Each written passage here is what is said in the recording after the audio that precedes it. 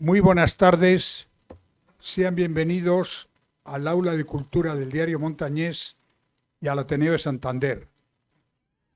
Esta tarde, como pueden ver, tenemos realmente dos invitados de excepción. Por un lado, el presentador de este libro, que yo se le recomiendo vivamente, creo que es un ensayo magnífico, con un título además que ya orienta mucho: Sentimentales, ofendidos, mediocres y agresivos.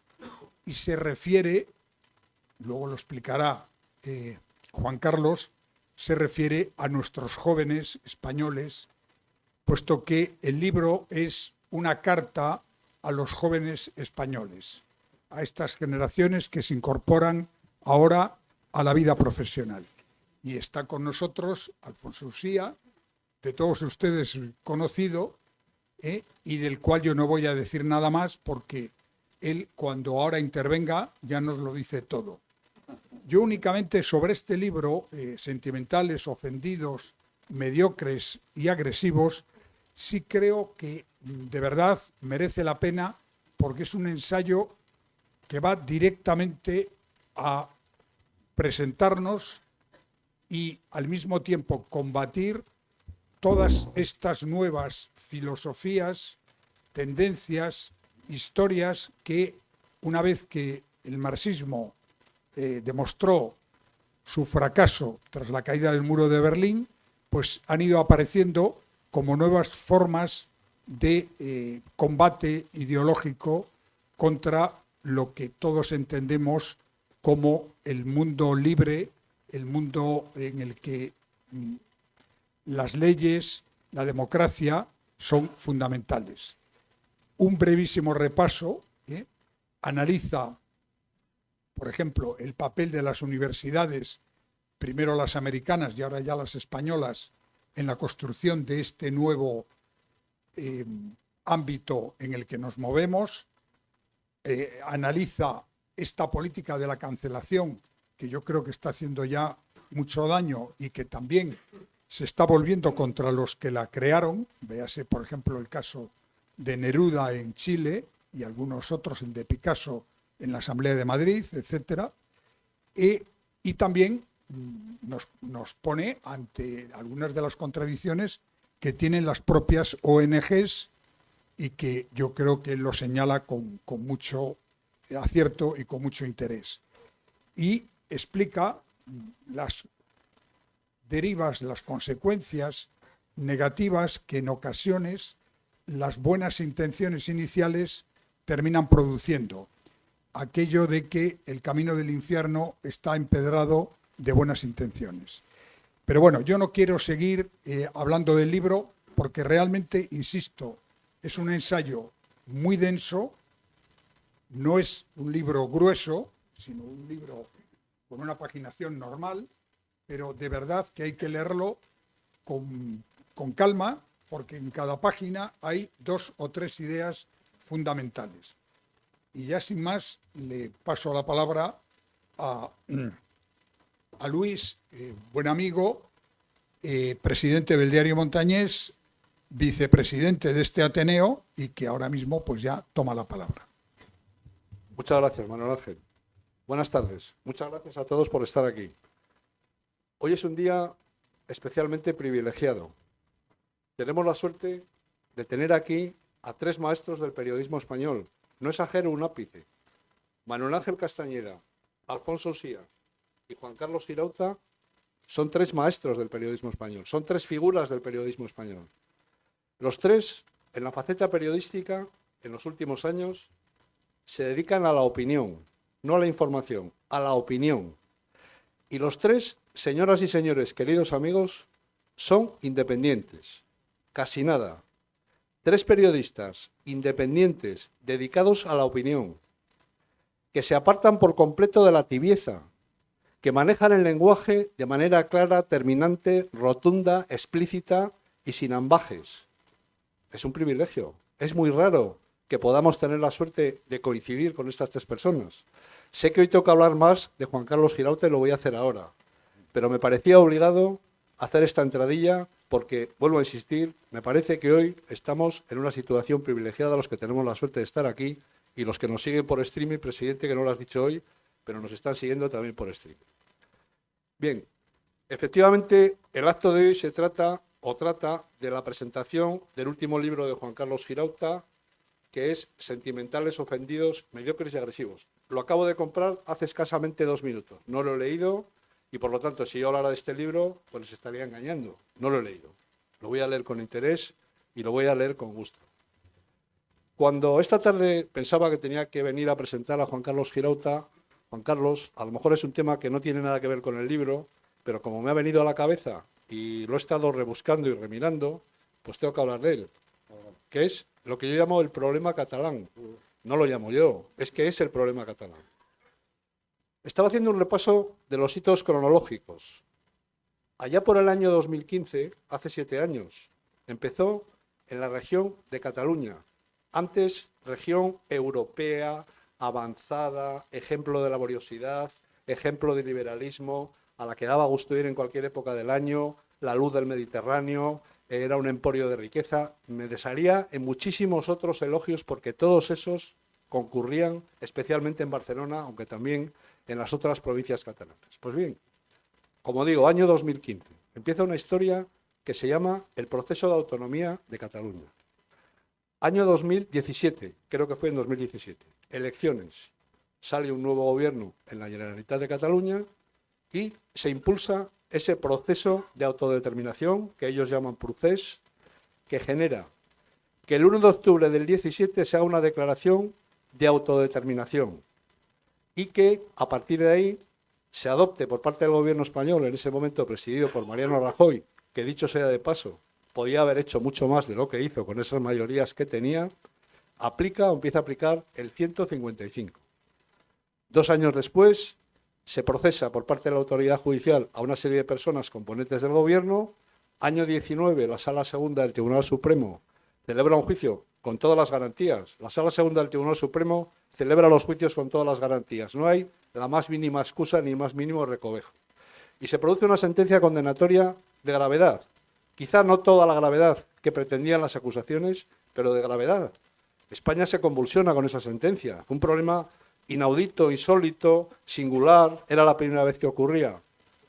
Junio del 21, indulto. Octubre, noviembre y diciembre del 22, se revisa la penalidad del delito de sedición para favorecer que quienes fueron condenados no ingresen en prisión. Discúlpame Juan Carlos, porque sé que el libro no va de esto, pero es que me parece obligado hacer mención a esto, puesto que tú has sido persona que ha participado en la vida política, conoces este hecho con inmediatez, porque aunque no fuiste diputado del Parlamento, creo que sí lo has sido en 2 ocasiones por lo menos, diputado en Cortes, en 3. Duraba muy poco. Efectivamente. Y también en el Parlamento Europeo, y me ha parecido que era obligado a hacer. Bien, cierro ya mi larga introducción con una recomendación. Léanse el artículo que publica hoy ABC, que ha escrito Juan Carlos sobre el PSC, de una brillantez extraordinaria. Entiende que el PSC es un gran negocio. Tal vez quiera hablar de eso, no lo sé. Es que lo es, tal y como lo cuenta Juan Carlos, desde su génesis hasta el día de hoy, el PSC, escindido del PSOE, escindido de la Federación Socialista, está haciendo de su capa un sayo, navegando a su aire y propiciando lo que está ocurriendo en Cataluña y lo que está ocurriendo, por lo tanto, en España. Muchas gracias, Juan Carlos, por tu presencia. Disculpa la extensión de esta historia que he contado, pero vamos, es inevitable que lo haga y me quedo mucho más a gusto habiéndolo hecho. Muchas gracias, Juan Carlos.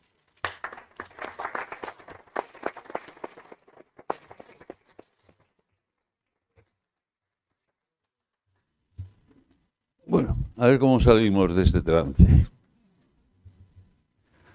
Gracias, Luis. Gracias, Manuel Ángel. Bienvenido, Juan Carlos. Juan Carlos, ¿Girauta o Girauta? Girauta. Es que los que vivimos en la zona de Comillas, que sabes que está muy ligada a la familia Güell, por el Marqués de Comillas, hay unos Güell que provienen, bueno, son todos parientes, pero hay unos que vienen de Madrid, precisamente los Comillas, que si los presentas como Güell, dicen, no, no, somos Güell, somos los Güell de Madrid. Y a los de Barcelona, si les dices Güell, se enfada y dicen, no, somos Güell, Güella, Güella. Bueno, entonces, Juan Carlos Girauta. Juan Carlos Girauta es abogado, ha sido músico, parlamentario, y ahora se ha convertido en un extraordinario, eso no se convierte uno de un día a otro, columnista del periodismo español. Escribe en ABC. ABC siempre ha tenido grandes columnistas. La literatura española no se puede entender sin el ABC. Ahora mismo tiene extraordinarios columnistas. Está Camacho, está el andaluz barroco Antonio Burgos, Rosa Belmonte, pero a veces siempre, además de muy buenos columnistas, ha tenido el columnista, es decir, la referencia, desde Ramón Pérez de Ayala, Agustín de Foxá, César González Ruano, José María Pemán, Jaime Cammani, Juan Carlos Girauta. El columnista de ABC en estos momentos, por definición, es Juan Carlos, que es un español rotundo, nada vacilante, que domina el lenguaje de una forma prodigiosa, que se adorna y se rodea y se viste continuamente de cultura, de sabiduría, de valentía y de éxito. Tiene también sus rarezas. Siendo de Barcelona, vive en Toledo. Hay que tener narices para vivir en Toledo y sobre todo muy, muy buenas piernas, aunque es una preciosidad de... Yo he presentado muchos libros y muchos libros y a muchos autores de libros. A Antonio Mingote le habré presentado 10 libros fácilmente. Y las presentaciones de los libros tienen que ser sintéticas y amenas, para no cansar a las personas que tienen la amabilidad de acudir a las presentaciones. Un día salíamos del programa del debate del Estado de la Nación y estaba Fernando Vizcaíno Casas, autor de mucho éxito en los primeros años del posfranquismo, y capturó a Tip, a Luis Sánchez Polac, y le dijo, Luis, me tienes que presentar, por favor, el próximo libro mío. Y Luis Sánchez Polac se sintió atracado. No le apetecía nada presentar ese libro. Las presentaciones de Vizcaíno Casas eran multitudinarias.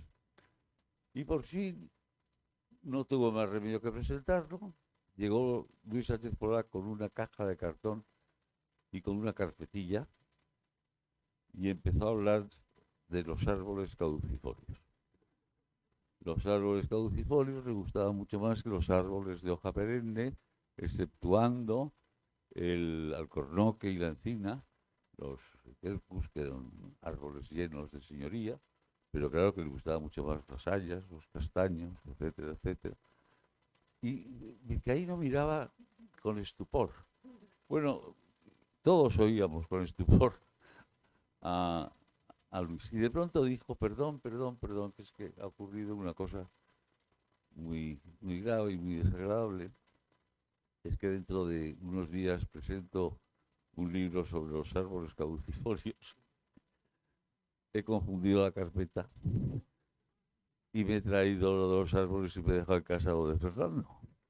En fin, compré el libro. Se notaba que no quería bajo ningún concepto. Y la caja de cartón es porque había una gran... asistía mucha gente a las presentaciones de Vizcaíno Y decía Luis que nunca llegaban las croquetas a los presentadores y la llevaba repleta de croquetas que había traído de su casa. El libro de Juan Carlos es un libro, efectivamente, que está dedicado a los jóvenes. Y es, en síntesis, es un libro contra la falsedad, contra la usurpación de la verdad y contra la cursilería y contra la impostura. Es el libro que ataca y que con maestría cirujana el delirio de lo falso. Desde el ecologismo, la política, el feminismo, y todos esos rincones, recovecos y sombrillas en los que se refugió el marxismo-leninismo cuando fue derribado por los propios alemanes el muro de Berlín. Estamos inmersos en ese mundo de la cursilería. Y Juan Carlos lo denuncia con una sabiduría pasmosa. No es un libro fácil de leer, porque es un libro sabio. Y para leer a un sabio hay que ser humilde y buscar su sabiduría y trabajar el entendimiento. Es un libro excepcional porque significa y representa la antítesis de la facilidad. Es decir, es un libro bien pensado, bien resumido, bien matizado, bien escrito y bien terminado. No hace falta que los ensayos tengan 600 páginas. No. Hay que intentar que el idioma se pueda resumir en muchas menos páginas. Yo, por ejemplo, sinceramente, aunque sea un mito, creo que Los 100 años de soledad de García Márquez sería un libro muchísimo mejor si hubieran sido 25 años en lugar de los 100. Uno ya, cuando llega al año 26, empieza a estar de García Márquez hasta las mismísimas narices y de Macondo. O sea que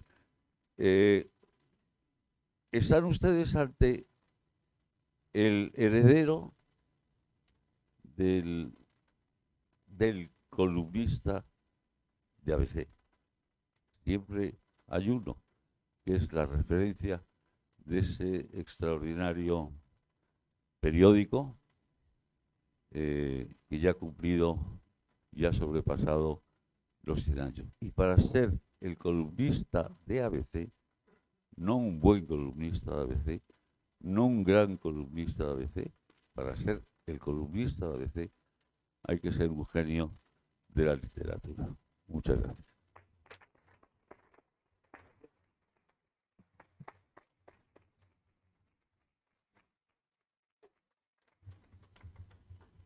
Evidentemente estoy abrumado por lo que ha dicho Alfonso. Es evidente que es un hombre muy generoso, además de ser él sí un genio del columnismo, como ha demostrado durante su trayectoria.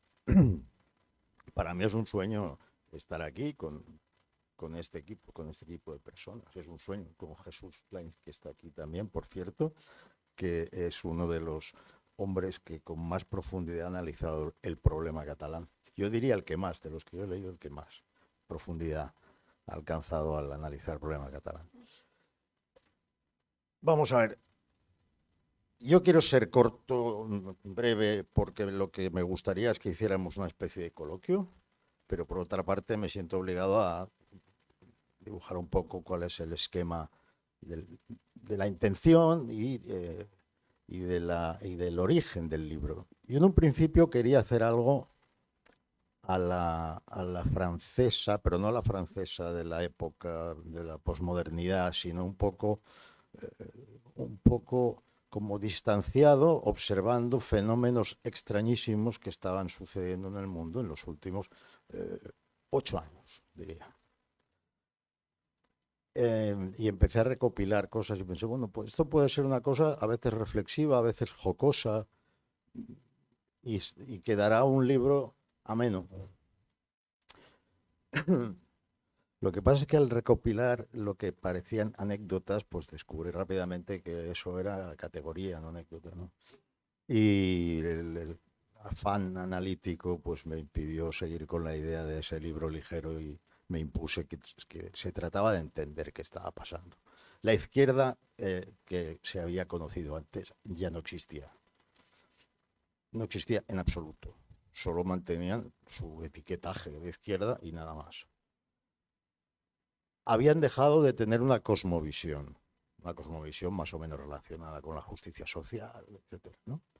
Bueno, pues algunos más apegados a las teorías marxianas, es decir, de Marx o Engels, o marxistas posteriores, más o menos apegados a eso, y en general gente que era socialdemócrata, o que aparentemente era socialdemócrata, demostró que tenía más apego por el comunismo de lo que parecía. Gente que nunca se había pronunciado como comunista, de pronto cuando cae el muro de Berlín empiezan a decir que desgracia, en definitiva había un contrapeso frente al capitalismo y ahora este contrapeso no existe, hombre. Contrapeso con 120 millones o 150 millones de muertos, ¿no? Menudo contrapeso. Pero esa era básicamente la tesis de Hessel, el personaje francés que publicó aquel panfletillo, que eran unas hojas que se llamaba Indignaos. Él pedía que se indignaran, ¿no? Bueno, yo les pido que se tranquilicen a los jóvenes, no que se indignen, que se tranquilicen, sobre todo porque no saben por qué están indignados. Tenemos una escuela que ha incurrido en pedagogismo y ha olvidado la transmisión de conocimientos. Una escuela que viene ya constreñida por leyes educativas que les prohíben, por ejemplo, la enseñanza cronológica de la historia. Esto sucede ya en España. La enseñanza cronológica de la historia es indispensable para ser una persona cabal, capaz de discutir de mínimo de cosas serias. Si no tienes eso, estás desarmado intelectualmente, ¿no? Después he sabido por un rector, que no diré quién es, que además lo justificaba el personaje, que la enseñanza de la historia, no sé si era en la universidad ya o bueno, no sé, no puede ser, debía ser en secundaria también, de la historia de España se enseñaba solo a partir de 1808. Hay que ser perverso, quiero decir, primero se ahorran todo el imperio y segundo empiezan hablando de España, de una España con Pepe Botella, con el Estatuto de Bayona, para encontrarse después el Viva en las Caenas y para encontrarse los procesos de emancipación americana. O sea, una ruina, es decir, España como ruina, ¿no? Esa parte sí la podemos enseñar. Este rector dijo textualmente, es que hemos comprobado que los jóvenes, si estudian la historia de España desde los Reyes Católicos, salen de derechas. Curioso.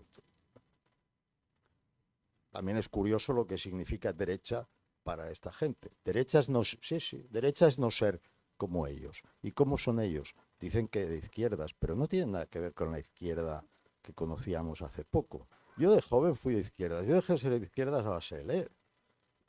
También a base de comprobar algunas conductas de la gente que me rodeaba en aquel PSC que yo abandoné en el año 86.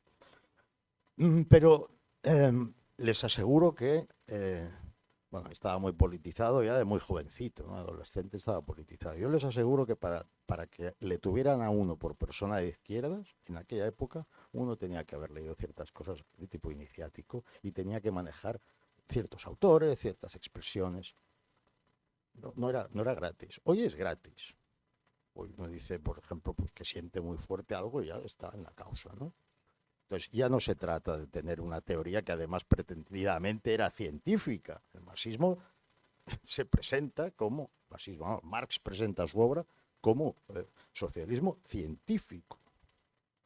Luego viene, en fin, como es sabido, el problema de que él mismo se da cuenta, según muchos autores que lo han estudiado, de que la teoría del valor trabajo es falsa, que no es cierta y que no existe. Y que tiene que ser el remate, tiene que ser la última parte del capital, y no la acaba. Y le deja el encargo al pobre Engels, a quien no contento con haber sableado toda la vida, porque a Engels lo sableó y lo sableó sin piedad. Encima le dejó miles de papelitos con unas notas, con una letrita diminuta que el otro pobre se pasó los últimos años de su vida descifrando y encima teniendo que explicar él la teoría del valor trabajo, que sabía que no era cierta. La teoría del valor trabajo, resumiendo, dice que esto vale el trabajo que incorpora. El trabajo que ha costado hacerlo es lo que vale. El propio Marx se dio cuenta de que esto era falso, y además antes que él ya se había impuesto la teoría del utilitarismo. Esto vale la utilidad que me reporta. En fin, denlo por bueno porque es la teoría que funciona. Bien, dicho esto, tenemos una izquierda que solo tiene el nombre. Uno analiza las causas que defiende y todas son reaccionarias. Por ejemplo, no veo muy progresista la autodeterminación de género. Que yo ahora diga, me llamo Silvia. Y entonces, como me llamo Silvia, si me metes en la cárcel, quiero ir a la cárcel de mujeres, quiero utilizar los baños de mujeres, voy a hacer deporte en los vestuarios de mujeres y voy a competir en las competiciones femeninas. Por eso el nadador, que era el 400 y pico del mundo, es hoy la nadadora número 1 del mundo. Claro, esto de cambiarse el sexo a voluntad por una declaración no tendría ningún problema si estos tipos, que insisto, han borrado a la mujer, lo cual no es muy progresista. Esto se trata de borrar a la mujer, porque todo el sistema de compensaciones mediante discriminaciones positivas que habían conseguido las feministas clásicas se va al garete cuando uno puede decir es que yo soy mujer. Pues ya está. O sea, si yo me presento para Guardia Civil y digo, me llamo Mónica, me tienes que aplicar unos baremos diferentes a la hora de medir los resultados de mis pruebas físicas. Y todo esto parece una broma, pero no es una broma, está pasando. Hay mujeres que han combatido con otras mujeres porque son luchadoras y les han roto por 7 partes el cráneo en 2 minutos. Esto es, yo lo cuento en el libro, esto es real. Hay muchas mujeres que han perdido becas, en Estados Unidos es habitual que uno se pueda pagar los estudios siendo un buen deportista. Hay muchas mujeres que han perdido becas porque sus compañeros han dicho de pronto que eran mujeres y han obtenido la beca. Hay muchas presas que han dejado embarazadas a compañeras de celda. Y esas presas que han dejado embarazadas a compañeras de celda, que llevan barba, bigote y que están musculados y que solo tienen el nombre de mujer, dicen es que yo soy lesbiana. ¿Y qué pasa? Pues he tenido un descuido y ahora está embarazada. Todo esto parece broma, pero no es broma. Son casos reales, ¿eh? Bueno, esto de progresista no tiene mucho, me parece a mí. ¿Tiene mucho de progresista estar siempre a favor de los nacionalismos de secesión? Porque una de las cosas que caracteriza a esta nueva izquierda es que siempre simpatiza con los nacionalismos de secesión. Nunca con los que no son de secesión, porque eso refuerza los estados-nación clásicos, en general hoy en Occidente, construidos como democracias liberales, ¿no? Hombre, es de izquierdas defender que los catalanes tienen que tener una ciudadanía de primera, y los vascos también, y todo el resto ya de, bueno, gallegos y valencianos a lo mejor de segunda, y a todo el resto de tercera. Las ciudadanías de primera, segunda y tercera, los privilegios basados en foros medievales, muy progresistas no parecen, ¿no? Parece a mí, ¿no? Y uno va examinando uno por uno la obsesión con el tema trans, por ejemplo. Si uno bien lo mira, es completamente homófobo esto. Porque por razones puramente probabilísticas, esto es estocástica pura, la mayoría de las veces en que un niño en clase dé señales de que le gustan otros niños, será porque este niño es homosexual. En cuyo caso, lo mejor que puede hacer el maestro es nada, porque no es su problema. Sin embargo, dice, cuidado, no serás una mujer, te has planteado tu identidad. Y les invitan a que se planteen porque consideran que hay algo bueno ahí, además de que les presentan el sexo como un continuo. Un continuo donde yo puedo estar en infinitos lugares y no necesariamente entre los dos polos, mujer u hombre, sino entre otros inimaginables polos marcianos. Porque esto es simplemente el resultado de que los departamentos de humanidades de las universidades estadounidenses no entendieron a los autores como Lacan, que querían decir exactamente lo contrario a lo que estos personajes interpretaron. Lacan es un freudiano, y en Freud esto está más claro que el agua: el sexo es genitalidad, el género, tú juega lo que quieras en tu casa. Yo soy fluido, no sé, sí, ya haz fiestas con tus amigos fluidos, ya haz lo que quieras. Pero no pretendas que vincular jurídicamente al resto de la sociedad porque tú has decidido hoy que eres un marciano lesbiano y pasado mañana que eres un neutrino. Es que, claro, hay centenares de nombres para definir los géneros. No paran de crecer los géneros. Pues claro, a uno se le ocurre un día y dice, yo quiero ser... En las universidades americanas suceden cosas que luego suceden aquí. Allí, y también en Canadá, cuando uno tiene el capricho de que le designen con un cierto pronombre, claro, ahí al no tener género gramatical en general, para las... o sea, el género y sexo se han confundido aquí innecesariamente. Porque en los impresos que te daban antes ponía sexo, y ya entendías lo que quería decir. Género, cuando se empezó a poner género, eso era incorrecto, porque género es una categoría gramatical. Pero se hizo porque en inglés gender sí podía significar eso, dado que las cosas no tienen un género gramatical. O sea, no es la botella, no es femenino, the bottle, y no es el vaso, the glass. No hay género. A veces hay, pero es una excepción. Un barco será en femenino, pueden decir she para referirse a un barco, ¿no? Por lo tanto, es una importación de confusiones, de malas interpretaciones de autores europeos. Yo creo que los dos autores europeos que más han influido en los departamentos americanos de humanidades han sido Foucault y Derrida, y quizá también Lacan, los que más han influido. Bien, según me confirma mi querido amigo Gabriel Albiac, catedrático de filosofía, los han entendido al revés. Los entendieron al revés y entonces enviaron, digamos, ellos fueron saliendo de la academia hacia pequeños círculos intelectuales, convirtieron sus teorías, que ya eran erróneas, en consignas, y contagiaron todo aquello a los círculos intelectuales, mediáticos, artísticos. Hoy un redactor de diario pues habla como un especialista en filosofía posmoderna de hace 25 años, porque utiliza expresiones que son resultado de un diseño premeditado para crear cosas que no existen. Son constructos. Por ejemplo, yo puedo pensar en un unicornio azul, pero, como el de Silvio Rodríguez, pero el unicornio azul no existe. Este unicornio azul que yo imagino no existe. Sin embargo, si uno se va a la teología y a la filosofía, incluso medieval también, ¿no? Hay un gran debate sobre si aquello que yo puedo concebir en mi mente en realidad existe o no existe. Pero si yo lo puedo imaginar, existe. Bueno, vamos a ser un poco serios. No estamos en debates teológicos de la Edad Media, porque la intención se ve muy clara.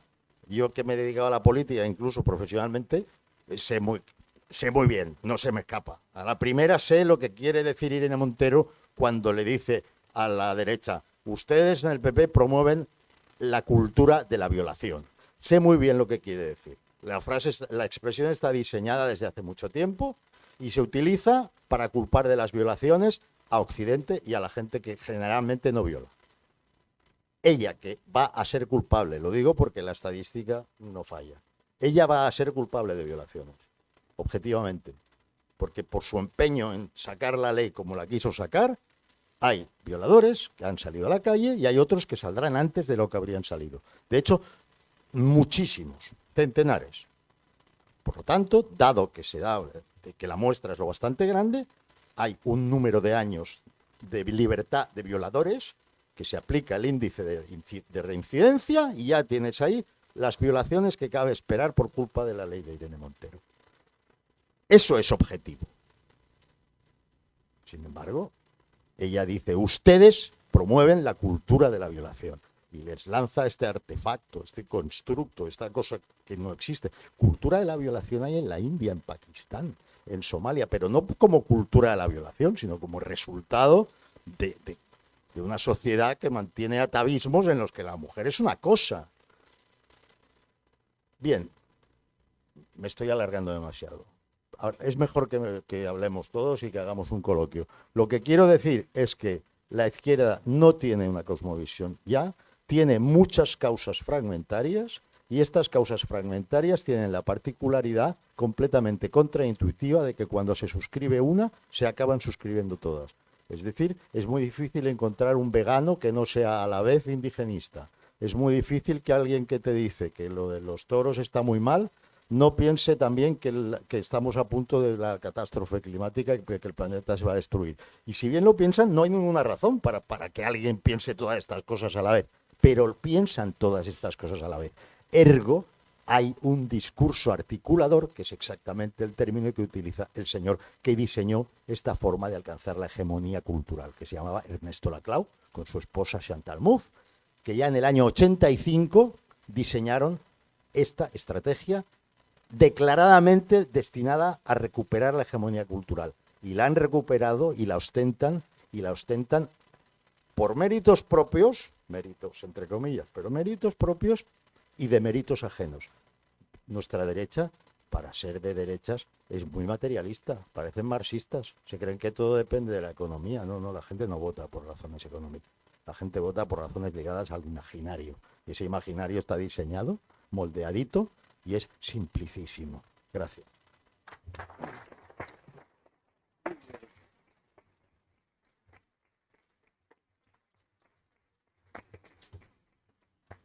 A mí me gustaría hacer una pregunta arriesgada a nuestro autor. Vamos a ver. Estas convocatorias, que seguro se va a convocar el año que viene, el referendo ilegal legalizado por el gobierno en Cataluña como en el País Vasco, están destinadas al fracaso más absoluto, porque no hay nadie que pueda perder más fuera de España que los nacionalistas vascos y los nacionalistas catalanes. Se les termina el negocio, porque en el fondo es una cuestión de negocio. Otra cosa es que todos los españoles puedan votar. En ese caso se pueden llevar un susto.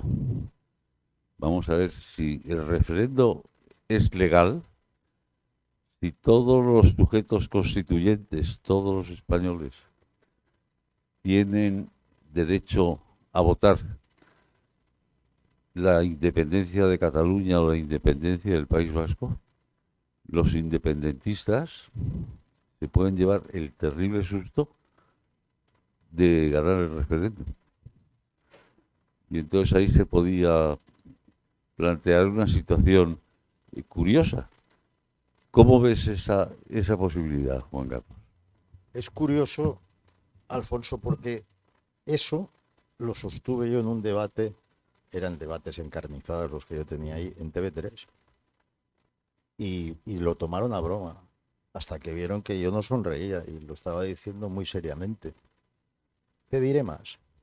Me he pasado la vida luchando contra el nacionalismo catalán. Qué pérdida de tiempo. Qué pérdida de tiempo. Si se convoca un referéndum por la independencia, yo votaré que se vayan. Y eso, fíjate que es muy duro, pero por lo menos será un acto soberano del pueblo español si vota toda España. Un acto soberano del pueblo español y por lo tanto el dueño de la soberanía dirá, oye, me voy a mutilar una parte porque me molesta demasiado. Me duele demasiado esta mano, me la voy a... ¿Terrible? Sí, sí, terrible. Pero hay algo más terrible, que es tener a unos pesados monotemáticos amargándote la vida. Y yo, claro, cuando luego lees los libros de Jesús y dices, es que los pesados monotemáticos que me han amargado la vida ya la llevan amargando a varias generaciones, con las mismas argucias. Claro, que harán su referéndum, por supuesto, porque tarde o temprano tenían que encontrar su gran traidor al frente del gobierno de España. Y mira que han tenido tipos... Zapatero, acuérdate, Zapatero. Pero Zapatero, claro, él en su momento, pues él abría camino de otra manera, pero le pareció un poco excesivo lo de Maragall. Y ahora déjame que te cuente por qué no se puede celebrar un referéndum en el que solo participe Cataluña, porque no sería un acto del titular de soberanía. Pero sobre todo, cuento una anécdota, muy deprisa. Cuando yo era eurodiputado, había una semana al mes que teníamos que irnos a Estrasburgo, capricho que tienen los burócratas de allá, ¿no? Y como iba desde Barcelona, no había un vuelo directo. Entonces me iba a Frankfurt y los que íbamos desde Barcelona volábamos a Frankfurt y en Frankfurt nos recogía un coche a los catalanes y nos iba, que duraba como 2 horas o 3 horas de viaje. Bueno. Entonces yo muchas veces coincidí ahí con, por ejemplo, en este viaje en concreto, coincido allí con Ernest Maragall, el hermano de Pascual Maragall, que era del PSC y que se hizo de Esquerra Republicana, cuando los Maragall abiertamente se hicieron independentistas, y con un filósofo, profesor de filosofía independentista catalán, muy sobrado, muy seguro de sí mismo, que lleva el curioso nombre de Terry Cabras. Bueno, pues el señor Terry Cabras y el señor Maragall hablaban, pero con mucho cuidado, porque yo estaba sentado delante de ellos. Y entonces yo dije, va, voy a hacerme el dormido. Y ya cuando llevaba mucho rato así, se consideraron liberados. Y yo oí perfectamente a Ernest Maragall decirle a Terry Cabras, Ernest Maragall es el líder de Esquerra en el Ayuntamiento de Barcelona. Yo oí a Maragall decirle a Terry Cabras, lo digo en castellano, el día que podamos hacer un referéndum, ya habremos ganado. Es decir, la idea no es ganar el referéndum, la idea es hacer el referéndum. Porque entonces ya, como ya hay un precedente, lo repetirás siempre que quieras, porque hay un precedente. Eso ya. Entonces, claro, la gente ingenua piensa, cuando vean que lo van a poder ganar, lo convocarán. No, lo convocarán siempre que quieran chantajear más, siempre que quieran más dinero, siempre que quieran que les condonen deuda, siempre que quieran otro privilegio. Siempre que quieran, para llevárselo crudo, porque además llevárselo crudo ya no será delito, porque no es para ti, es para tu mujer. Claro, no es para ti. Eso es una reforma del Código Penal del sanchismo. O sea que no puedo estar más de acuerdo contigo. Parece que hay un infantilismo. Yo creo que la gente está harta. Contaban uno de los arquitectos del edificio Akbar de Barcelona, que es un edificio que a mí me gusta mucho, bueno, sí, Art Nouveau exactamente, que en la inauguración Carod Rovira preguntó a uno de los arquitectos ¿en qué idioma se hablaban los los albañiles y el arquitecto dijo marroquí. Y se quedaron bastante decepcionados. Pero es que hasta ese detalle tan nimio, tan absurdo, tan infantil, ellos lo consideran como una especie de cuestión patriótica, ¿verdad? Yo quería preguntar, aquí hay, pues no sé, no quiero ser indiscreto, pero a todas las mujeres que tengan más de 47 años, ¿a cuántas ha operado Franco de la vesícula? En persona.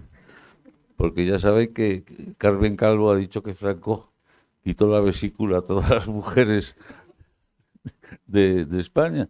Qué pena que no esté aquí nuestro queridísimo doctor Daniel Casanova para explicárnoslo. Exactamente. Bueno, pues es una cuestión realmente que produce hartazgo. Yo creo que Juan Carlos ha estado, como siempre, acertadísimo. No es una cuestión de manía, no es una cuestión de odio, no es una cuestión... No, es una cuestión que es que yo creo que el resto de España está harto de los desprecios, de las antipatías, de las distancias que han marcado los nacionalismos respecto al resto de los españoles. Y mucha gente votaría a favor precisamente por altura. Cuando hablamos de estas tristes cosas, pues son tristes, siempre tengo en la mente, Juan Carlos, a las personas que no comulgan con ese ideario. Yo cuando te ocurrían todas estas cosas, estaba tratando con un compañero catalán un tema profesional, y venía el hombre por aquí por Cantabria pues una vez al mes o mes y medio, es que era un drama. Un abogado con 7 hijos, con su despacho, tal, las pasaban canutas en el colegio, en la tienda, tal. Yo creo que hay un número de personas en Cataluña lo suficientemente importantes como para que nos acordemos también de ellos, porque solo vemos a los que tiran de la goma en un sentido, ¿no? Y me parece un drama doble por ese motivo. Pero yo creo, Luis, que, y perdona que te interrumpa, yo creo, Luis, que una gran parte de, por ejemplo, de la alta y media burguesía catalana, que no comulga con estos locos, con estos desalmados, han colaborado con su silencio y con la defensa de sus intereses económicos con los gobiernos nacionalistas, especialmente con el gobierno de Pujol. Es que es verdad, es que cuando la hegemonía es tan fuerte como lo era hace unos años, porque hay que distinguir una cosa, aunque los separatistas sigan gobernando Cataluña, debo decir que algunos rompimos la espiral del silencio. Entonces, ahora al menos se lo tienen que oír. Es eso importante, porque aquello era insufrible. Claro, desde que se lo tienen que oír, lo que ha sucedido es que han aparecido este tipo de personajes que en principio parecen muy razonables y muy cabales y constitucionalistas y tal, sobre todo empresarios, que cuando te reúnes con ellos, dices, bueno, vamos a acercar posiciones y tal. Pero ¿cómo que acercar posiciones? Mire usted, vamos a ver. A mí me llaman fascista hace un montón de años porque defiendo la Constitución en Cataluña. En Cataluña se han trastornado tanto, desde hace muchos años ya, que a los que defienden la Constitución española les llaman fascistas. Y ellos, que son supremacistas, dicen que ellos representan la democracia, la voluntad de un pueblo. La voluntad del pueblo, claro, pues, tiene unas reminiscencias, para que sepa historia también tremendas, ¿no? Es decir, se han trastornado. Es que, escucha, yo nací en Barcelona y hace 4 años abandoné Barcelona para no volver nunca más. No quiero volver a pisarla. Fíjate lo doloroso que tiene que ser y lo mal que lo tienes que haber pasado para tomar una decisión así. Los últimos años los pasé rodeado de policías todo el día, de paisano. Mira, y debo decir que era mucho más arriesgado lo que pasaba en el País Vasco en su día, ¿eh? Pero es que en el País Vasco había gente que levantaba la voz contra ellos. Y en Cataluña no la había. Durante muchos años no la hubo.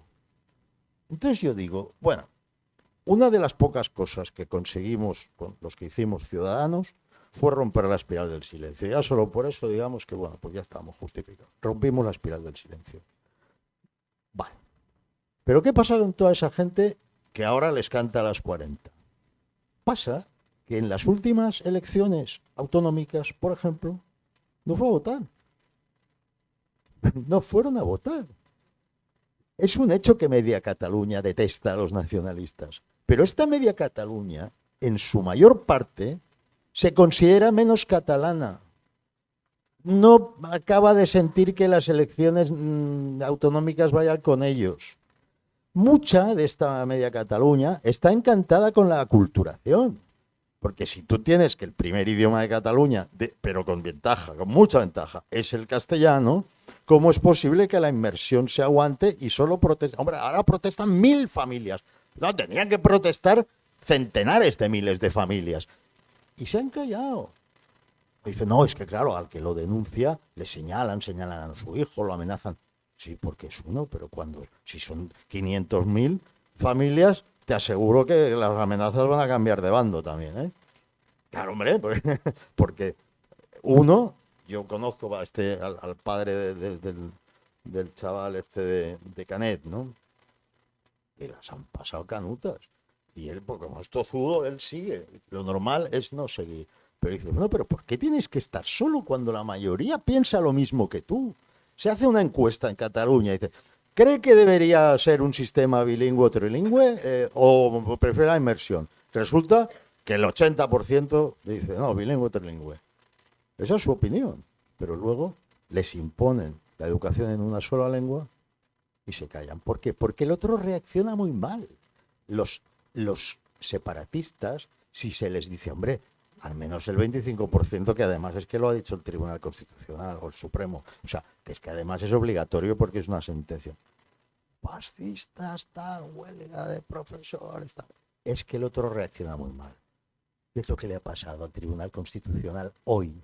Lamento mezclar este asunto, pero hoy al Tribunal Constitucional le ha pasado lo mismo que le pasa a mucha gente que parece muy cabal y muy normal. Dice, ay, es que claro, si impedimos que se vote en el Congreso hoy, fíjate la que se va a liar, porque se han pasado las horas previas llamándoles golpistas en el Congreso. Un momento, aquí, ya que se permiten hablar con esta sinceridad, aquí quien está dando un golpe de Estado es Sánchez, ¿vale? Porque lo que Sánchez está haciendo de forma sistemática es arrebatar la capacidad de las instituciones que no sean el gobierno de controlar o contrarrestar, de hacer de contrapeso al gobierno, una por una y sistemáticamente. Además ha metido a este Urlian, a quien Federico bautizó Gargarian, y le queda muy bien, el dueño de Prisa, en Indra, que es la empresa que se dedicará al recuento de los votos. Entonces, claro, pero no digas esto porque está insinuando que va a haber un pucherazo. No hace falta un pucherazo. Basta con que en un momento dado se diga, uy, en el recuento en esta zona está tardando más. Y ya puedes tener a la gente en la calle y que cuando salgan los resultados de verdad otros no lo acepten. Yo en este momento pienso que Sánchez quiere impedir ejecutivamente la alternativa política, la alternancia en el gobierno. Yo creo que Sánchez está dando un golpe de Estado. Un autogolpe, porque está en el gobierno y hace un autogolpe. Cuando tú derogas el delito de sedición, resulta que el de rebelión no se atreven a decir que es rebelión cuando lo es, porque en Cataluña hubo una rebelión, ¿eh? Hubo violencia en Cataluña. A mi excompañero Edmundo Val lo echaron como jefe del servicio de la abogacía del Estado Penal por decir que había habido violencia. Y los jueces están cabales, ellos, y de los que también se ha dicho, los jueces hicieron su trabajo. Sí, sí, hicieron su trabajo, pero dijeron que la independencia era una ensoñación. Y que como era una ensoñación, no había verdaderamente un objetivo posible que fuera la independencia de Cataluña. Y que por lo tanto aquello no podía ser de ninguna manera una rebelión, que era otra de las razones, era la violencia y el objetivo, ¿no? Una ensoñación que se derogue la Constitución en una zona del territorio español, ¿cómo se derogó? Que se violen los derechos de los diputados que no son separatistas, que los representantes del pueblo que no éramos separatistas tuviéramos que ir con protección policial. ¿Esto era una ensoñación todo? O Soraya Sáenz de Santa María, también una persona muy cabal, que dijo, no habrá referéndum. Hombre, sí habrá referéndum, Soraya. No, no lo habrá. ¿Y por qué lo dices tan segura? Porque es ilegal. Ah, bueno. No habrá robos ni violaciones tampoco.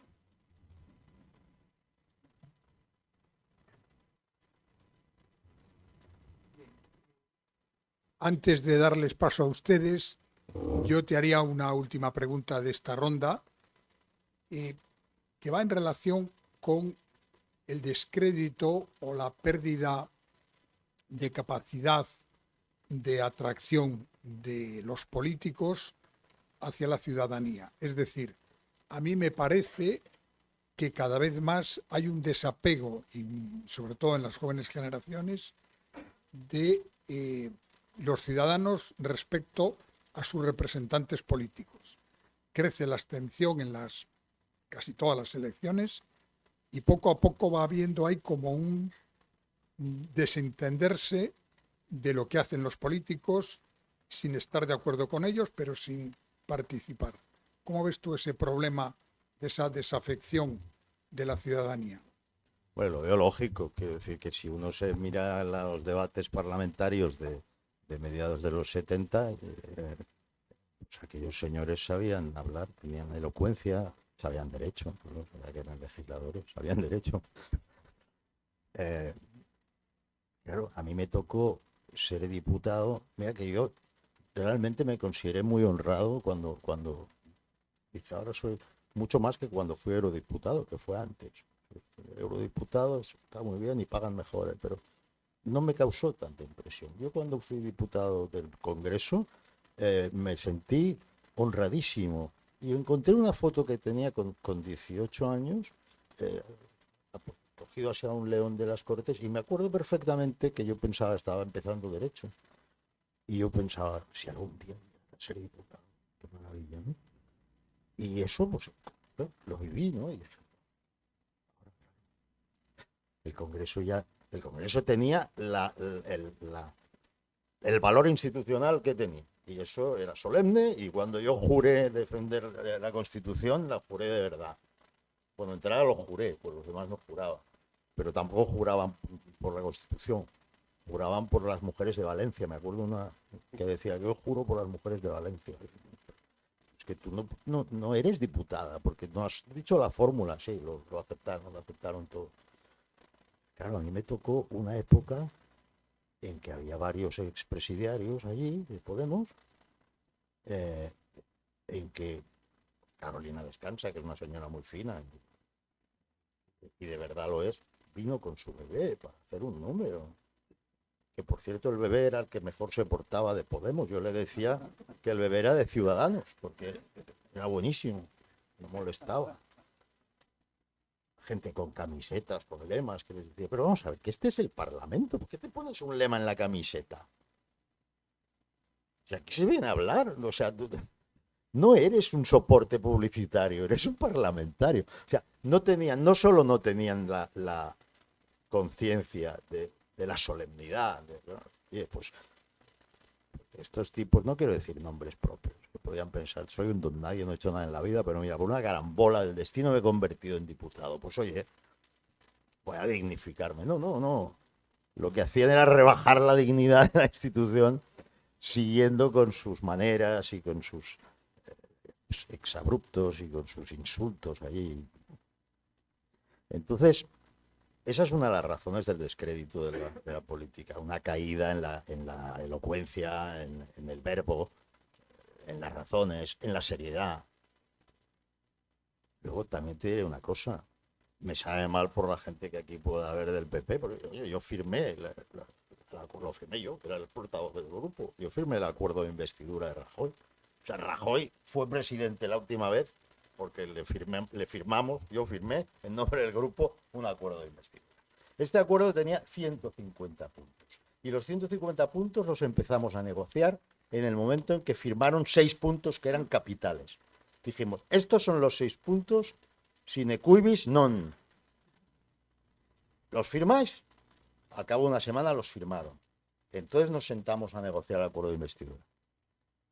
No los cumplieron. De los 6 cumplieron uno. La creación de una comisión de investigación sobre la financiación irregular del PP. Pero había varios ahí que eran capitales. El Consejo General del Poder Judicial. La reforma electoral.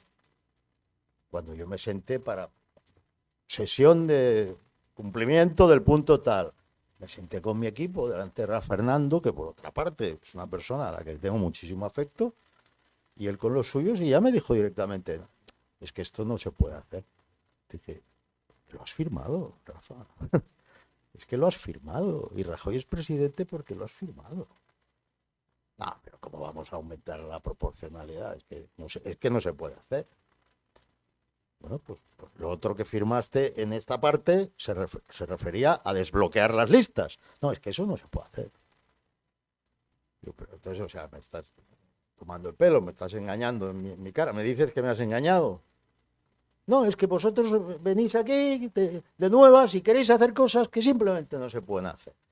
Acabamos a gritos, con los periodistas detrás de la puerta oyendo los gritos. Y repito que yo con Rafa, yo le tengo afecto.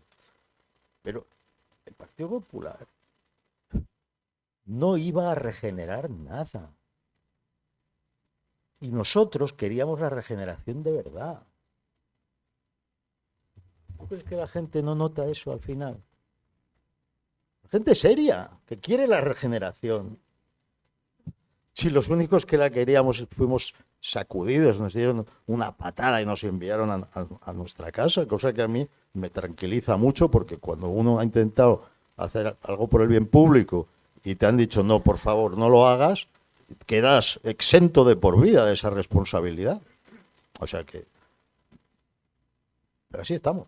No olvides que me oyes, ¿no? No.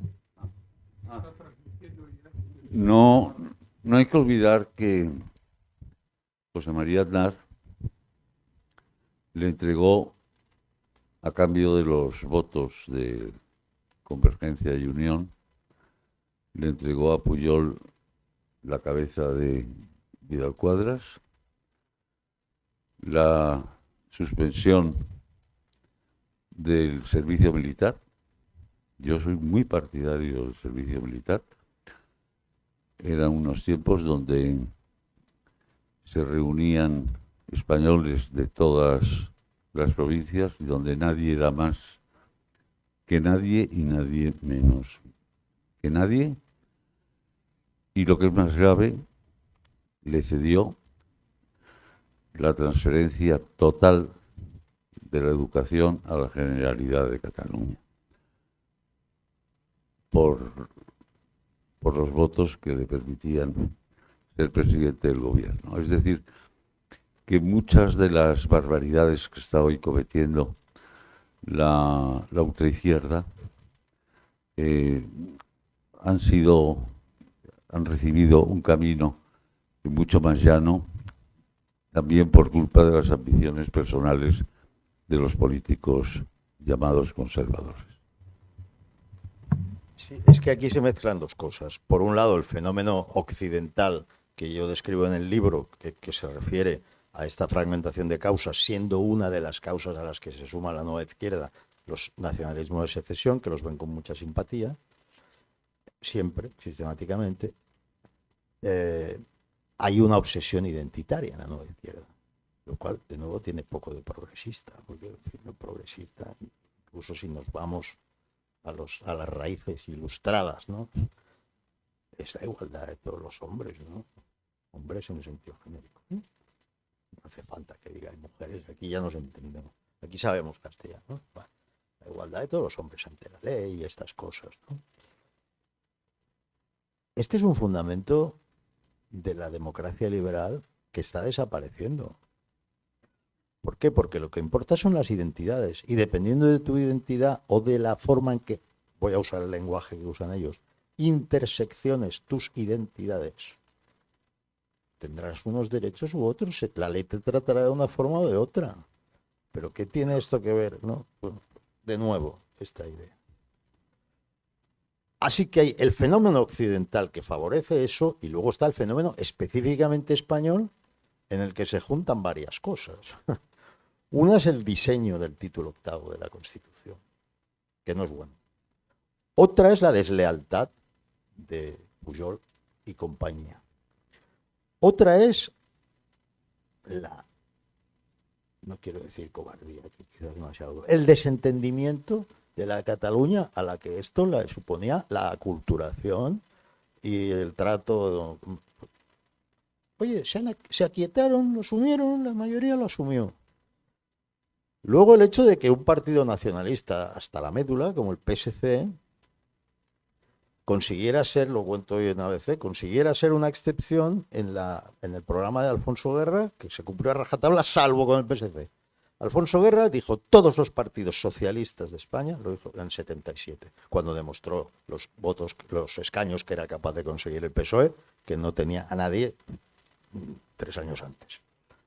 A nadie, ¿eh? O sea, en España no había socialistas en el interior. Ellos decían que tenían 4.500 militantes. Que quiere decir que tenían menos de 1.000 militantes en el conjunto de España. Había infinitamente más militantes el PC, ¿no? Bueno. Cuando en el 77 ellos capitalizan la lucha antifranquista del PC con sus siglas o las siglas del PSOE, ya pueden exigir eso y lo exigen al partido de Tierno Galván, al PSP. Ya. Todos los partidos socialistas de ámbito nacional o regional se tienen que incorporar al PSOE. Todos bajo las siglas del PSOE. Y lo hizo con todo el mundo, salvo con el PSC, que se negó y tragó. Yo que escribí un libro sobre la historia del PSOE, hurgué en las razones, y como no publiqué la razón porque me daban 3 razones diferentes, fuentes muy buenas. Y como eran muy distintas las razones, dije, pues bueno, pues no lo publico, pero el caso es que fue la excepción. De esa excepción viene el golpe de hoy, ¿eh? De aquella excepción en el año 77 viene el golpe de hoy. Porque eso es precisamente seguir lo que el PSC quería. Bueno, pues el hecho de que un partido nacionalista hasta la médula como el PSC gozara de esta excepción y capitalizara el nombre PSOE de paso, porque se llama PSC, PSC, PSOE. Es decir, oiga, yo quiero votar a Felipe González, pues aquí es el PSC. Eso. Siempre PSC, PSC, PSOE. Yo en mi ingenuidad de los 20 años, pues decía, Felipe González es un monstruo, qué tío, ¿no? Qué maravilla. Pues yo quiero votarle a él y yo incluso quiero estar en el partido de él, porque qué ilusión y tal. Bueno, aquí no hay PSOE, hay PSC. Y entonces te daban un carnet donde se definía como partido nacionalista, ¿eh? Entonces un grupo de pijos nacionalistas de la burguesía catalana de toda la vida mandaban en el PSC y obtenían el voto de todo el cinturón industrial de Barcelona, vendiéndose como el PSOE. Para ellos era el PSOE. Se prohibió la Federación Catalana del PSOE, se tuvo que incorporar al PSC. Este tipo de cosas, ¿no? En fin, así que hay muchos elementos que explican esto, pero en lo que quiero insistir en que aquí se han juntado el hambre con las ganas de comer. Aquí se ha juntado el problema occidental de la cultura woke, que les da un día por arrodillarse ante los negros que ven pasar, otro día por tirar estatuas, otro día por tener un ataque de histeria en el cole porque el planeta se va a acabar, otro día... Y siempre por favorecer todo lo que sea antiespañol, por principio. Aquí una banderita de la Armada Española. Facha. Esto es inmediato, facha. La Armada es facha. La bandera de una nación constitucional, una democracia liberal. Por cierto, la precede a la Constitución. Lo digo porque, claro, también ahora tú eres facha por llevar esto, pero si dices que la nación precede a la Constitución, no es que seas facha, es que eres, eres algo odiosamente retrógrado. Pero es que lo dice la propia Constitución. Es la Constitución la que dice: la Constitución se fundamenta en la indisoluble unidad de la nación española, patria común e indivisible de todos los españoles. Facha, la Constitución es facha también. Es decir, hay un momento en que no se puede tratar, ¿no? Entonces a mí, esto, yo vuelvo un poco a lo de antes, estos personajes que quieren que tú concilies, no me conciliemos, pero vamos a ver. Mira, Elon Musk hizo un dibujito y lo colgó en Twitter que lo dice todo. Ponía un señor que era la izquierda, otro que era la derecha, y él estaba en medio. Elon, ¿no? Él estaba en medio. Entonces el de la izquierda de pronto se desplaza 2 metros ahí, ¿no? Un señor así, wow. Y entonces la izquierda le grita a este extremista. Claro, el tío no se ha movido. Eso es una de las razones por las que la idea del centro es una mala idea. Porque para ser de centro... O sea, ¿qué es ser de centro en Cataluña respecto al tema del nacionalismo? Pues lo que hicieron, el error garrafal que cometieron el PP y Ciudadanos, lamentablemente, en las últimas elecciones catalanas. El PP hizo una campaña que decía: somos como el perro y el gato, basta ya.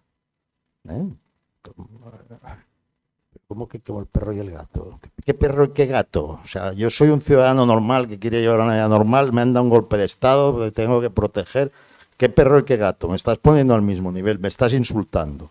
Te resultas, de lo cual el PP obtuvo 3 o 4 escaños, no me acuerdo. Es decir, nada. Ciudadanos hizo una campaña diciendo: abracémonos.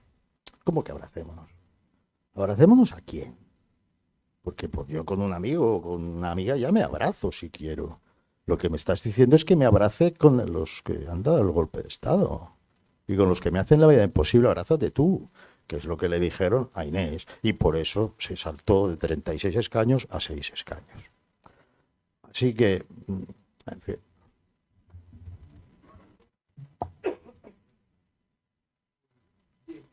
Tenemos poco tiempo, pero si alguien quiere hacer una pregunta, por favor, que lo indique para que le pasen el micrófono y le responderán.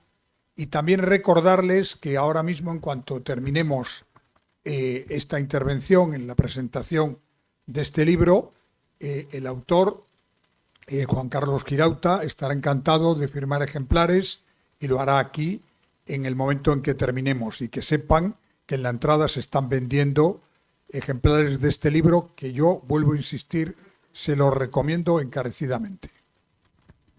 Sí. Aquí. Habla usted en su libro de las luchas fragmentarias que la izquierda propone para consolidar un proyecto, el proyecto hegemónico cultural, ¿no? ¿Tiene la derecha que participar en estas luchas fragmentarias o tiene que elaborar su propio proyecto? Ya sabemos lo que le ocurrió a Begoña Villacís, creo, cuando participó en una manifestación del 8M, que fue golpeada, insultada, etcétera. ¿Se equivoca la derecha cuando participa en estos proyectos de la izquierda? No solo se equivoca cuando participa, se equivoca cuando no participa también.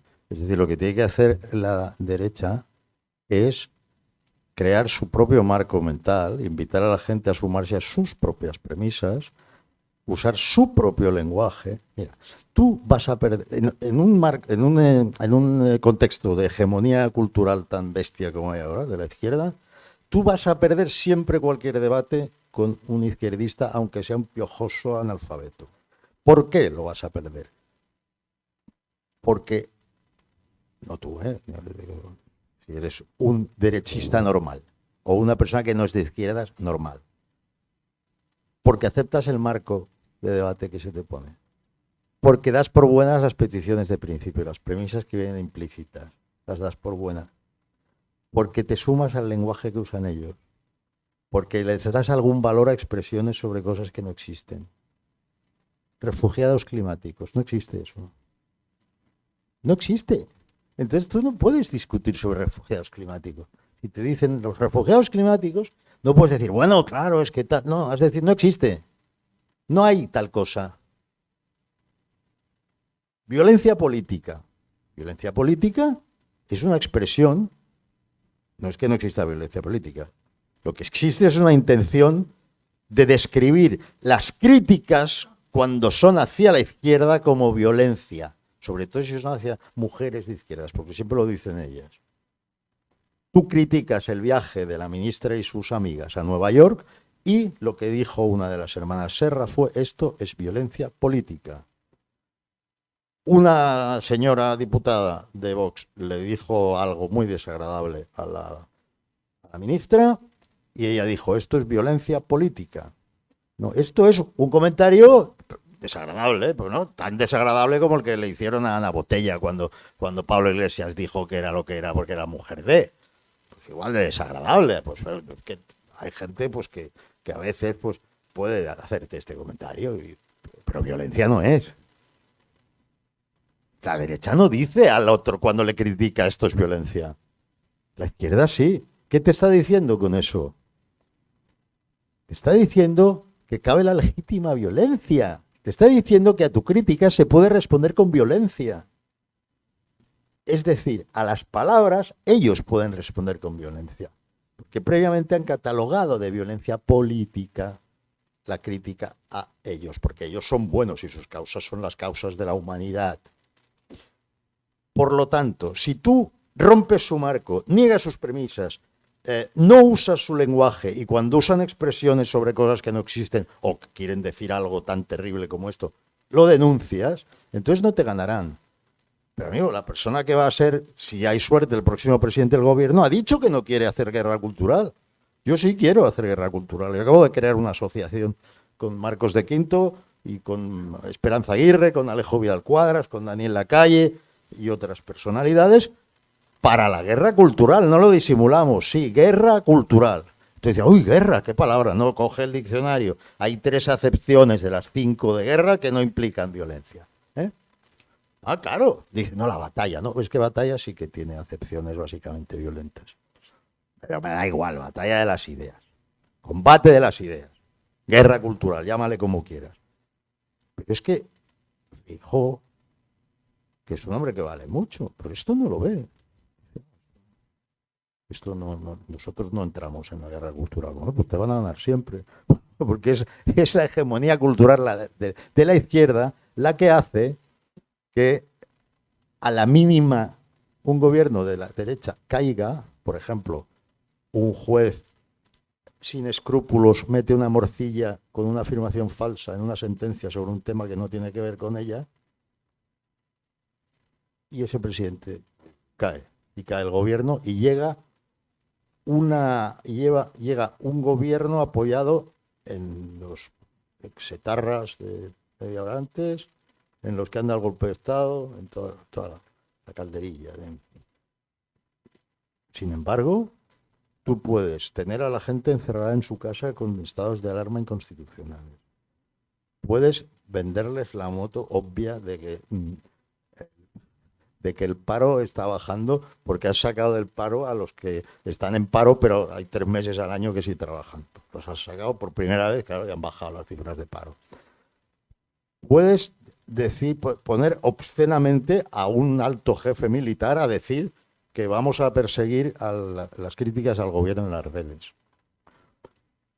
Puedes indultar a los golpistas, anular un delito para que no hayan delinquido, anular otro o modificar otro para que tampoco hayan robado.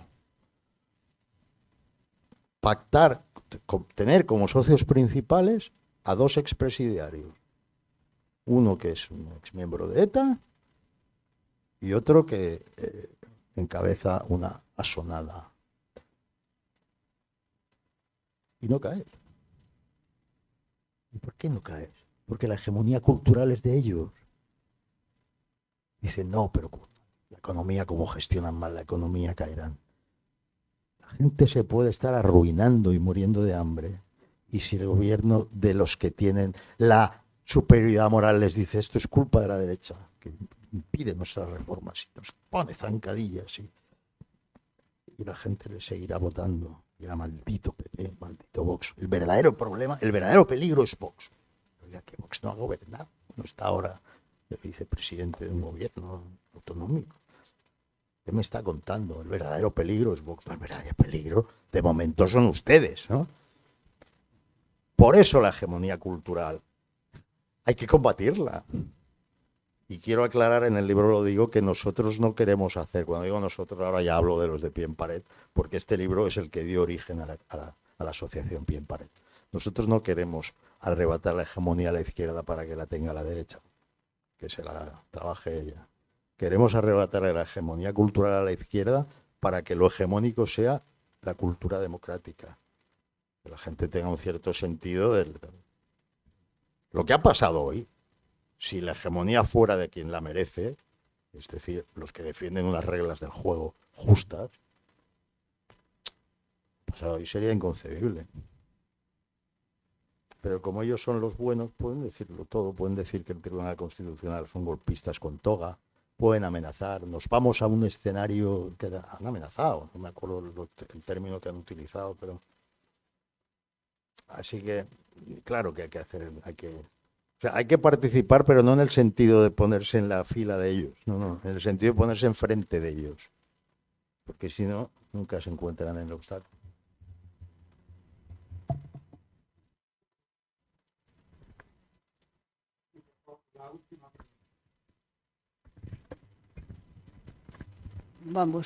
Vamos a ver, yo cuando he llegado aquí había llamado a la señorita de esta institución a la oficina que tenían aquí y me dijo, pues uno que presenta un libro. Bueno, pues bien, presentar un libro. Entonces yo ahora, oyéndole a usted, pues es un libro más bien político. Y no es que yo esté en contra de esa política, porque habrá aquí mucha gente que me conoce, que yo he estado como candidata de la derecha aquí, no sé las veces que he estado. He sido teniente alcalde en el Ayuntamiento de Santander. Entonces, la teoría mía es, ¿el libro suyo dice lo que usted está explicando ahora? ¿O dice chistes sobre los del PSOE? Que si yo las ideas suyas las comparto en todos los aspectos. Hombre, hay a lo mejor cosas que hay que hacer leyes de ellas, que es la prostitución, que es el decidir el sexo. Yo lo del sí o sí, pues veríamos a ver lo del sí o sí. Lo que sí, ya se sabe que van a salir muchos de la cárcel. Entonces, la pregunta mía ¿es un libro con chistes o es un libro con teorías de políticas? No, no es un libro con chistes y no es un libro sobre España. Lo que pasa es que yo contesto a las preguntas que me hacen ustedes. Y es normal que me hagan según qué preguntas, pues porque he sido portavoz parlamentario y es normal que me pregunten sobre política española. Mi libro no va de política española, mi libro es un análisis sobre las razones de la hegemonía cultural de la izquierda en Occidente. Así que habla poco de España. Pues muchísimas gracias. Vamos a despedirles con un fuerte aplauso y recordarles que ahora firmará ejemplares Juan Carlos Girauta. Muchísimas gracias. ¿Dónde los firmo?